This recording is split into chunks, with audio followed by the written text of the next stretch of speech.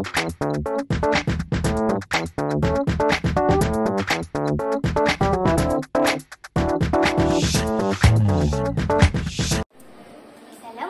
warahmatullahi wabarakatuh. Nama saya Nur Akila binti Azhari.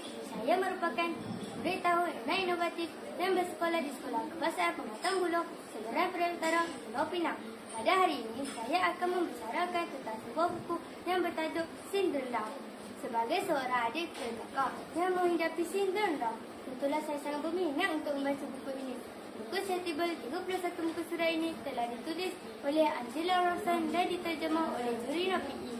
Buku Sindrom Down ini mengandungi 15 tajuk kecil.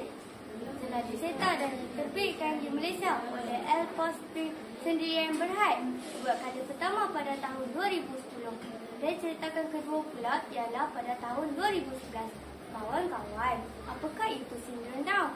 Sindrom Down adalah keadaan sesetengah orang sejak dilahirkan. Pengidap Sindrom Down terjejas dalam cara yang berbeza-beza.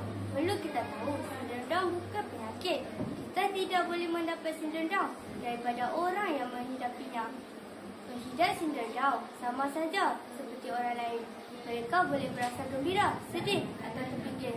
Mereka akan bermain dengan orang yang berkawan baik dengan mereka. Mereka mudah memahami sesuatu perkara sekiranya kita memberikan bantuan tambahan untuk belajar. Mereka juga suka makan di luar, menonton wayang, bersukan dan bermain alat muzik. Pengidap Sindrom Down juga boleh melakukan pelbagai bekerja. Dengan syarat kita sudi membantu mereka. Kandungan buku ini sangat menarik dan memberi banyak ilmu baru kepada saya tentang Sindrom Down. Semoga saya lebih memahami kakak kesayangan saya. Saya doakan kakak dan semua pengidap Sindrom Down yang lain memudahkan urusan dalam hidup dan bertemu orang-orang yang baik. Saya akan selalu memahami mereka. Sekian daripada saya. Terima kasih.